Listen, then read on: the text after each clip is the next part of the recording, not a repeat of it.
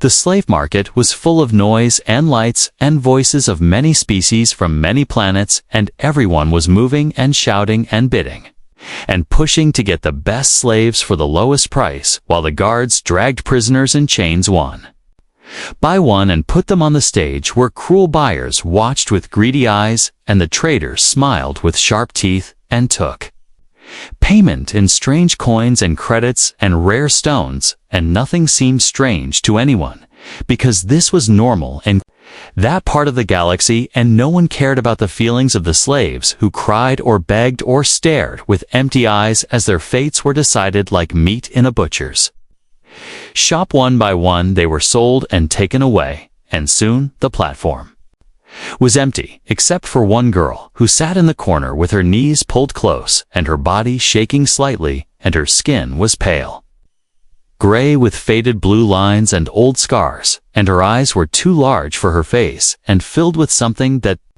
was not fear, but not strength either, and maybe it was something broken that had not healed yet, and the traders did not call her name, and the buyers did not ask for her, because they had already seen her and judged her worthless and damaged and useless, and someone even laughed and said she would not even fetch a single meal in exchange. The sun above the metal roof shifted, and the crowd began to leave, and the traders started to close the market for the day, and the girl did not move from her place, and she did not look up, and she did not speak, and she just waited for nothing, because she had already accepted that no one would want her, and that maybe the traders would throw her into the pit like garbage, or maybe sell her parts to someone who needed alien organs, and she had no more strength to think about it or care about it, and her heart had stopped dreaming a long time ago. When her family was taken and her planet was turned into dust, then came the sound of slow footsteps. And it was not loud, but the kind that made people turn, because it was different and calm and heavy, and it belonged to a tall human wearing a dark jacket and boots with dust from many worlds, and his face was hard like a stone, but his eyes were sharp and watching everything, and he walked past the empty stalls and ignored the angry stares of the traders and came to stand right in front of the girl without saying anything, and everyone was quiet for a second, because humans rarely came to buy slaves, and when they did, they never picked the broken ones. He looked at her for a long time, and she looked at the floor and her hands and not at him, and she waited for him to spit or walk away, or say a joke about her like others had done before, but he just stayed silent and then spoke in a quiet voice and asked, "How much for her?" And the trader laughed and said she was trash, and said, "Take her for free if you want," and said, "She is cursed and probably mad and maybe not even alive for long, and why would a human want her when he could get something better?" But the man repeated his question, and this time his voice was not quiet and not soft, and the trader's face changed, and he said a price, and the man paid without another word and reached out his hand toward the girl, but she flinched and curled tighter and closed her eyes, like she expected pain or chains or punishment. But none came, and the man waited and did not rush her, and after a while she opened her eyes and looked at his hand and then at his face, and she did not understand him, and he did not explain, and she took his hand slowly and carefully, like it might hurt, and he pulled her gently to her feet. The other traders and buyers watched with confused faces, and someone whispered that the human had lost his mind, and someone else said maybe he was one of those who felt sorry for weak things, and someone else just laughed and turned away because it was not their concern, and the market went back to closing, and the noise faded again, and the human walked with the girl through the gate, and she walked like someone who had forgotten how, and every step was slow and unsure, and her eyes stayed down and her hand trembled in his grip. When they reached his ship, he gave her water and a soft blanket and food that she stared at but did not touch, and he told her his name was Rylon, but she did not answer, and she sat in the corner of the small room like she had been trained to, and he did not ask her questions or force her to speak, and he just let her be, and closed the door gently behind him, and the stars moved outside The window as the ship rose into the sky, and the girl sat alone and thought about why the human had bought her, when everyone else had walked away on for the first time in a long time. Something inside her felt a little less cold, and a little less afraid, and a little more awake. The ship moved through space like a quiet shadow, passing between stars and lights, blinked across the dark walls, and the engines hummed in the background like a gentle song. And inside the small passenger room, the alien girl sat still with her knees close to her chest, and her head resting against the cold wall, and her eyes wide open but not focused on anything around her, and she could hear every sound the ship made and every movement of the human who had bought her, and she still did not understand why he had done it or what he wanted from her. He had not touched her, or hurt her or asked anything from her, and he had given her food and a blanket and let her choose where to sit, and even when she sat on the floor instead of the seat, he had not said anything, and now she watched him quietly from the corner while he adjusted the ship's path and tapped on the controls with calm and steady hands, and his face showed no anger and no hunger and no cruelty. Just silence and focus, and something deep that she could not name. Rylan knew she was watching, and he did not pretend otherwise, and sometimes he glanced in her direction. But not with coldness, and not with questions, just simple acknowledgement, like she was there. And that was enough, and he did not treat her like a tool, or a creature, or a problem. And she had never seen anyone act like that before, and it made her feel strange and nervous and confused, because she had been trained to expect pain and orders and sharp commands. But this man offered none of that, and it made her feel lost. He brought her food again. She took it, but only after he placed it down and stepped away, and she ate slowly and carefully, like someone expecting the taste of poison or the crack of a whip, and she kept looking up between bites to make sure he was still keeping distance and not hiding a chain or a cage. And when she finished, she left the plate untouched and returned to her corner and curled up again, like a frightened animal trying to disappear inside its own skin. Later that night, the ship passed through a light storm, and soft blue flashes lit the room, and the girl flinched at every pulse of light because it reminded her of the lab, where they had shocked her body to test her nerves, and of the cages that glowed before punishment. And she covered her ears and pressed her face into her knees.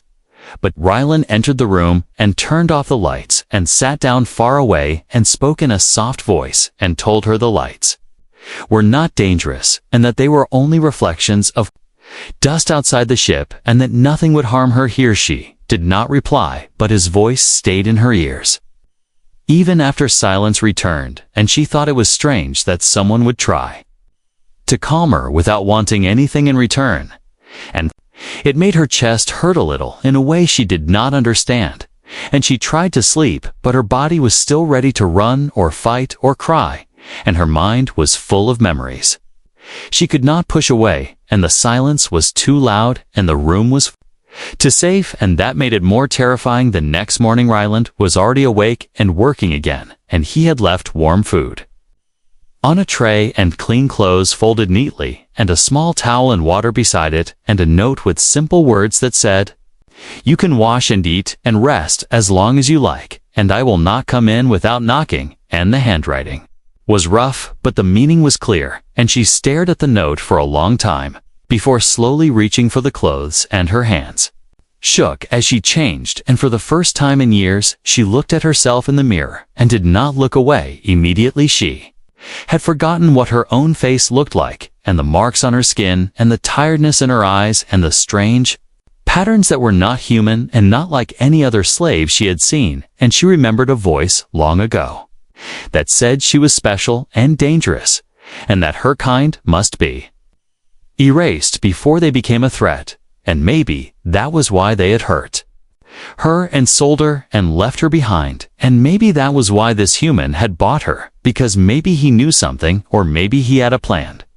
But it had shown no sign of fear or interest in her powers, if she had any, and she did not even know what she could do any more, and she had tried to forget it all to survive, and now she felt like a machine that had been shut down and was waking Up slowly without knowing how to move or why it existed, and she walked out of the room and stood at the door of the control cabin, and he looked up and nodded once and said, "You can sit if you like," and she stepped in without a word and sat beside him and watched the stars together with him in silent sand. For the first time in her life, she did not feel like a prisoner, but not yet free either, just something in between, like a seed still hidden in the soil, waiting to grow.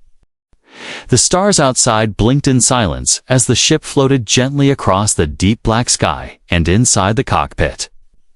The girl sat beside the human with her arms crossed around her knees and her eyes fixed on the endless space ahead, and she had not spoken a single word, but Rylan did not mind, and he kept working on the controls and checking the signals and setting new coordinates while the ship glided smoothly like a bird with no destination but full of purpose. Akela still did not know if she could trust him or even trust herself, and every breath she took felt like a test, and every sound felt like a warning, and her body remembered pain even when there was none, and her skin still twitched at shadows and echoes, and her heartbeat quickened at sudden light, and she did not understand why the human never asked her name or her past or her value, and only let her be, and only gave her space and food and warmth and silence.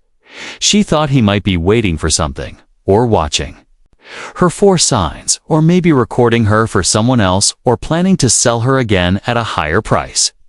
But his calm behavior never changed, and his eyes never stared too long, and his hands never reached without reason, and his voice never rose beyond soft instructions or simple thoughts, and sometimes he spoke about the stars or ships or his own travels, but never about her, and that made her more curious than afraid. On the fourth night, the ship stopped at a refueling station hidden inside an asteroid ring, and Rylan told her to stay on the ship and not open the door for anyone, and she sat near the window and watched him walk into the metallic hallways of the outpost and vanish behind the doors.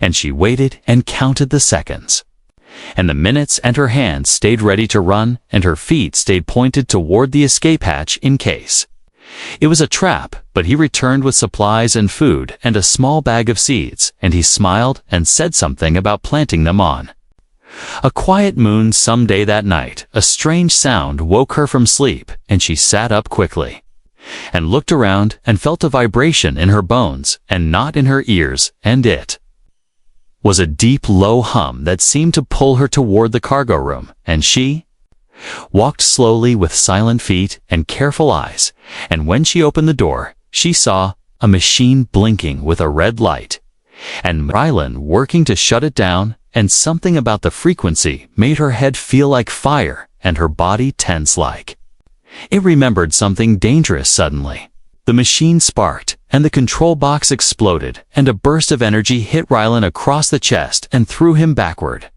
And Kayla screamed without thinking, and her voice cracked the air like lightning. And the machine shattered, and the walls trembled, and the lights flickered, and everything stopped moving for a second.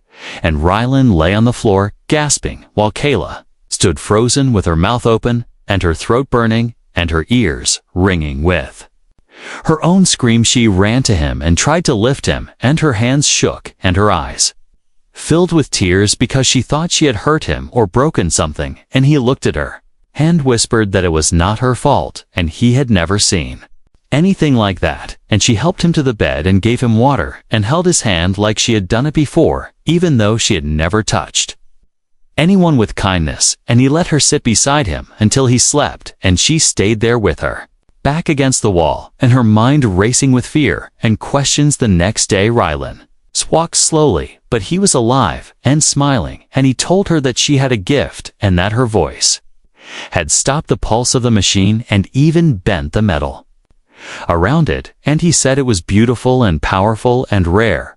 And she looked at him with wide eyes, because no one had ever called her voice beautiful before, and she did not know what to say.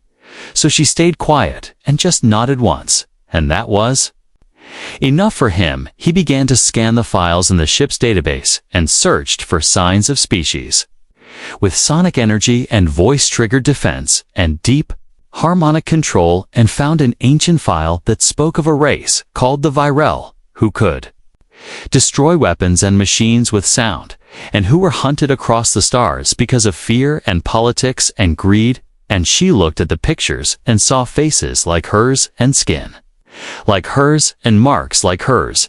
And she knew in that moment that she was one of them. The ship moved through quiet space while Rylan slept in the medbed and Kayla stood near the screen watching his breathing and listening to the soft rhythm of the machines that checked his heart and temperature and pulse. And though he had said he was fine and just needed rest, her body still shook with guilt because she had never meant to scream like that, and she had not known her voice could do such a thing. And now she feared she might be dangerous even to the only person who had shown her kindness. She sat beside him and remembered his words from the night before, and the name he had spoken, and the files he had shown her, and the word Virel echoed inside her head like a forgotten song. And the faces in the old images looked like her, with similar marks and patterns on their skin, and strange glowing veins and large clear eyes. And every memory from her childhood began to make more sense, and the pain and fear and tests and silence were not because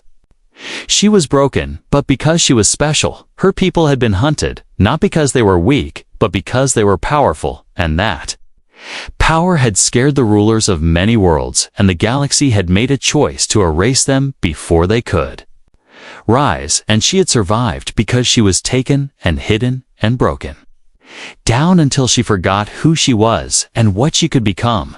And now that power was waking again, and it frightened her more than anything else in the universe. She walked into the control room and looked at the stars and the blinking lights. And then she sat in front of the ship's main console and tapped gently on the touch panel, and her fingers moved with memory she did not know she had, and her eyes scanned the files with new focus, and she searched the name Virel across hidden archives and locked data and forbidden zones, and she found more truth buried under lies and secrets and warnings that these beings were too unstable and too emotional and too dangerous to be trusted. But she also found records of music and healing and machines powered by sound and battles where Virel had protected planets from invasion and created shields from nothing but voice and frequency. And she found the story of the last queen who had given her life to stop a war and used her final scream to disable an entire fleet and then disappeared. And some said she had a child, and others said it was a myth. And Kayla closed the file with tears in her eyes because something in her heart whispered that the queen had been her mother. When Rylan woke and entered the room with slow steps and a healing patch on his chest, he saw Kayla standing near the projector with the stars circling her like ghosts, and her face calm, but her eyes filled with storm. And she turned to him, and for the first time she spoke, and her voice was soft and full of fear and strength. And she said, "My name is Kayla, and I am Virel, and I am sorry for what I did, and I am scared of what I might do, and I do not want to hurt you or anyone." Riona looked at her with no fear and no doubt, and he nodded and said, "Thank you for telling me, and thank you for saving me. And I do not believe you are dangerous, and I believe you are powerful and kind and strong, and I want to help you learn who you are and how to use your gift, because I believe it can change more than just machines, and maybe it can change the future." Kayla listened, and her hands stopped shaking, and she took a deep breath and stepped closer to him. And she asked, "Why did you buy me, and why did you take me when no one else would?"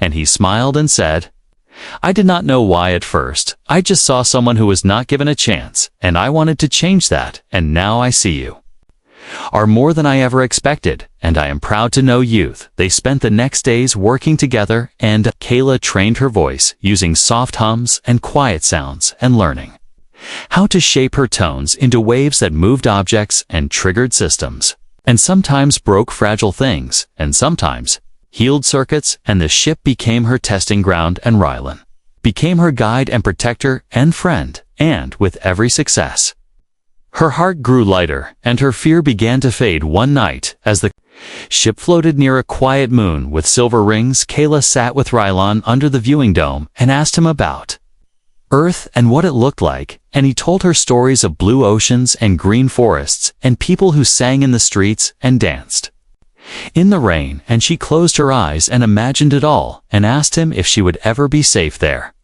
And he said, "Not yet, but one day maybe, and we will get there together." She smiled, and it was small and uncertain, but it was real, and she leaned her head against the glass and whispered that she wanted to help others like her, if there were any left, and maybe find the truth about her mother and her people. And maybe one day return to the place she was born and sing without fear she touched her throat, and remembered the cages and the labs and the silence forced upon her, and she remembered the time when she was a child and her mother sang to her, and the guards came and took her away. And after that, she never sang again, and never screamed, and never spoke. And now she had released a piece of that power, and it had protected the only person who ever treated her like something more than a slave. And now she began to wonder who she really was, and what else might be hidden inside her waiting to be unlocked. And maybe, just maybe, so is not worthless, but something rare and forgotten. And maybe the human had seen that even before she did.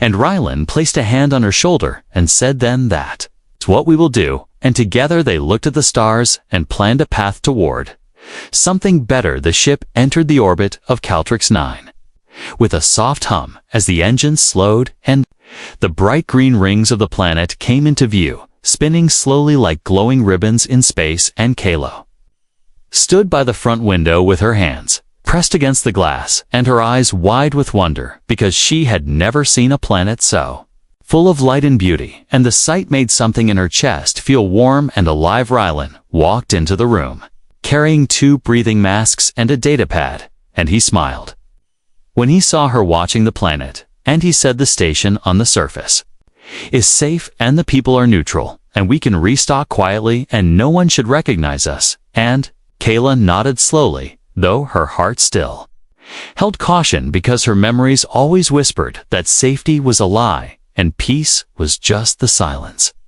Before the next scream, they landed in a quiet port on the edge of a crystal valley where long towers rose from the ground like silver trees, and robots moved goods between buildings, while aliens of many shapes and colors walked freely. And Rylon handed Kayla a cloak to cover her marks and said, "We will not stay long, just grab supplies and leave before anyone asks questions." And she wrapped the cloak around herself and stepped outside with him for the first time since he had bought her. The air smelled sweet and strange, and the light was soft on her skin, and she stayed close to him with her eyes scanning every face and every shadow, because she knew the galaxy had eyes in every corner, and someone somewhere wanted her back in chains. Or worse. And though Rylon spoke to the traders and bought parts and food, she never let herself relax and never let her hands stop trembling. As they left the market, Rylon paused suddenly and turned his head just slightly, and Kayla felt it too.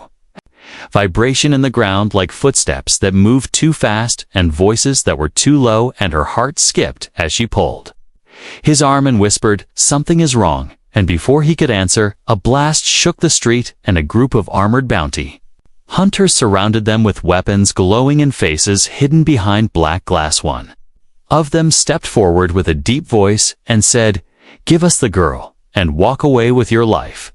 And Rylon stepped in front of Kayla and raised his hands without fear and said, "You are making a mistake, and she is under my protection."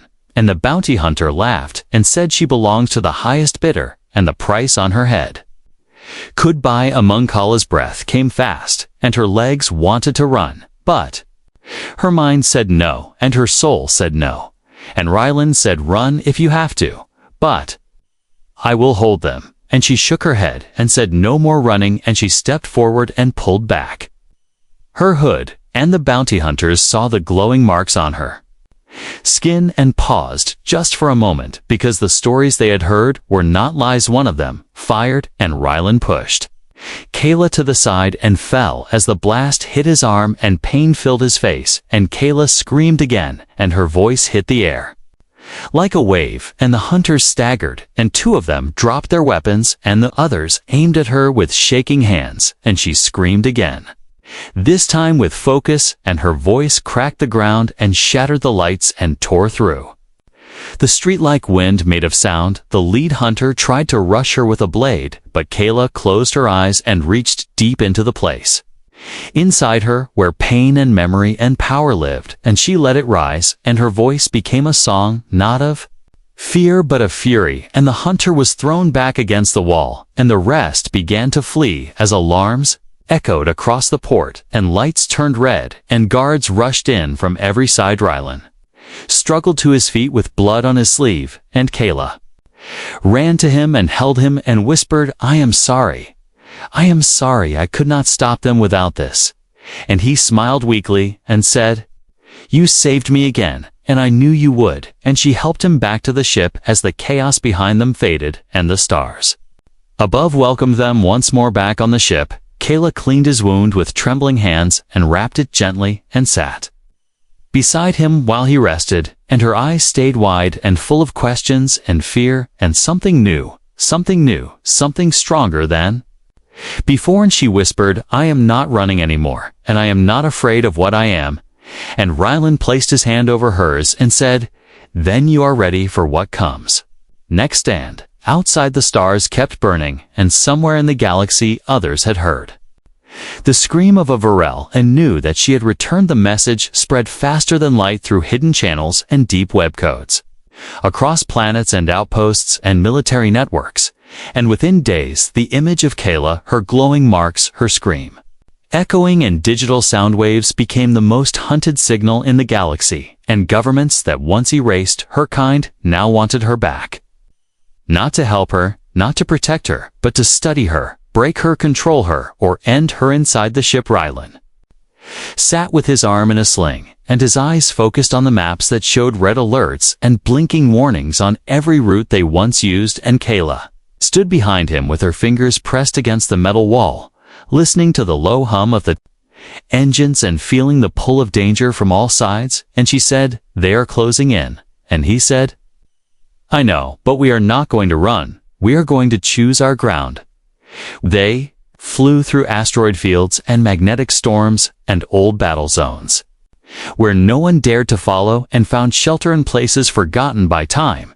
And in those quiet hours, Kayla trained harder than before, using her voice to lift objects, to break stone, to heal broken circuits, and to calm her own fears. And every time she used her power, her body remembered more, and her spirit grew stronger. Rylan watched her and sometimes smiled with pride, and sometimes with sadness, because he knew the galaxy would not forgive her for being what she was, and the more she became herself, the more they would try to silence her. And he told her the truth and said, "I cannot stop them all, and I cannot promise peace, but I can promise I will stand with you until the last star falls." One night, they landed on a small moon covered in silver sand and blue fog, and Kayla stepped out barefoot and let the wind touch her face, and for the first time, she sang a song not of pain or fear, but of memory and hope.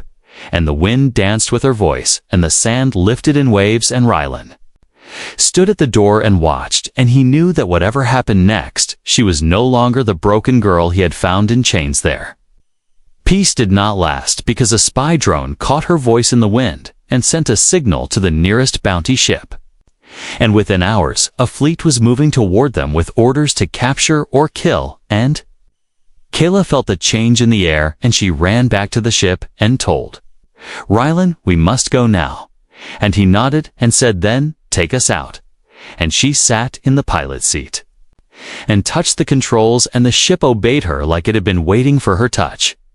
They soared into space, with engines blazing, and the fleet followed, firing warnings and threats, and Kayla's hands moved like music over the panels, and her voice hummed through the cabin, and the ship responded faster than ever before, dodging blasts, slipping through traps, bending around gravity wells and the enemy ships. could not understand how a single small vessel stayed ahead of them like a ghost butt. Speed could only buy time, and Rylan knew they needed more than escape, so he opened the comms and sent a message to old contacts. Rebels, hackers, smugglers, anyone who still remembered the truth. And he said, "We have something that can change everything. And she is not a weapon. She is a voice that must be heard. And if you want a future without fear, then help us now, though." Response came in fragments and static and strange symbols, but the meaning was clear, and soon hidden ships began to appear. One by one surrounding the fleet with sudden force and confusion, and Kayla used her voice through the comms to send a frequency that disabled targeting systems and cracked shields, and the bounty hunters fled in panic as the Allies closed around them after the battle. The other ships drifted near, and Kayla spoke to them not as a leader, but as a survivor, and she said, "I do not want war. I want freedom for all who are hunted and silenced, and I want my voice to remind the galaxy that we are still here. And I want those in chains to know they are not alone." And her words carried through every signal and every speaker and reached places they never expected. Some called her a hero, and some called her a threat, and some still called her worthless, but none could ignore her now. And Rylan stood beside her as the stars watched in silence, and he whispered, "You have become more than I dreamed." And she said, "I only became what I always was, and now the galaxy will have to choose what to do with me." Far away in a place no map showed, a signal blinked to life, and an old voice said, "The last daughter of Virel has awakened, and we must find her before the others do."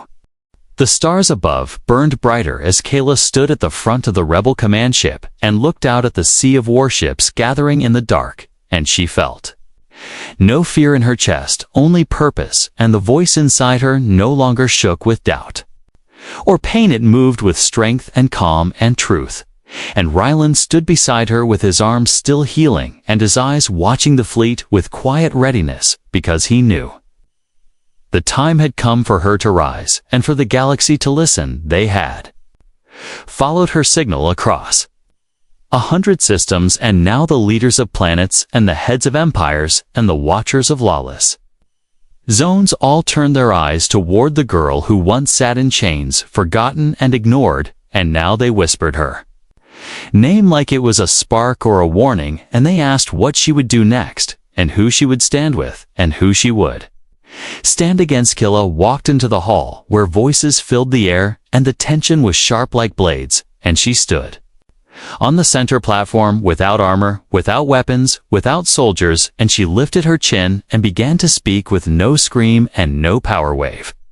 Just words, soft and clear and full of meaning, and she said, "I was born as nothing, raised as nothing, called nothing, but still I am here, and still I rise, and still I sing." She told them the truth of her people, how they were not monsters but protectors, how they were not threats but healers, how they were not weapons but guardians of peace and balance, and how the galaxy feared what it did not understand and destroyed what it could not control. And she said, "I am not here to beg for mercy. I am here to demand justice, not just for me, but for every voice you tried to silence." A room went silent. And then a voice from the High Council asked, "What do you want?" And Kayla said, "I want freedom for all who are chained. I want the laws to protect, not punish. I want the hunted to have homes and names and dignity. And I want you to remember that the smallest light can still burn through the deepest dark." Another voice asked, "What if we refuse? What if we erase your name again and call you a lie?" And Kayla looked at them and did not flinch, and she said, "Then I will keep singing, and others will join, and you will never silence us all, and the stars will remember long after you are." Now side the command ship, Rylan watched the signals spread as Kella's voice echoed across every frequency, and the rebels lifted their flags, and the free planets opened their borders, and even those who feared her paused and listened. And in that moment, she was not a slave. She was not a weapon. She was not a relic. She was a beacon. But peace does not come without fire, and the ones who profited from Silence sent fleets to crush the rising voice, and Kayla saw them coming and stood on the deck with her hand on her chest, and her eyes on the stars, and she began to sing, not to destroy, but to awaken, and her song moved through the air and through machines and through hearts, and it called to something ancient and hidden, and from the edges of forgotten space, a fleet appeared with silver ships, shaped like wings and music pouring from their engines and voices harmonizing in perfect unison. And they were Virel survivors, scattered and hidden, and now they had returned, and they surrounded Kella's allies with shields of sound and waves of harmony, and no blast could pass through, no code could crack their barrier. The enemy fleets halted, caught between fear and confusion, and then slowly they began to fall back one by one. Not with words, not with treaties, but with understanding that the tide had turned, and that the voice of one had become the voice of many, and they could not stop. What had already begun? Jala turned to Rylan and smiled with tears in her eyes, and said, "I thought I was the last, but I was just the first to return." And he smiled back and said, "You were never alone. You just had to believe it," and she held his hand. And together they watched as the stars shifted and a new future began to take shape. No more cages, no more chains, no more whispers of worthless, no more children lost to fear and silence. And now every world would remember the girl who was left behind, and the human who believed in her, and the voice that broke the galaxy wide open, and far across the stars and homes and ships and hidden corners. A new song began as the forgotten rose and the voiceless sang, and the dark began to lift. Kayla stood at the edge of the universe and raised her voice again, not for war, not for power, but for hope.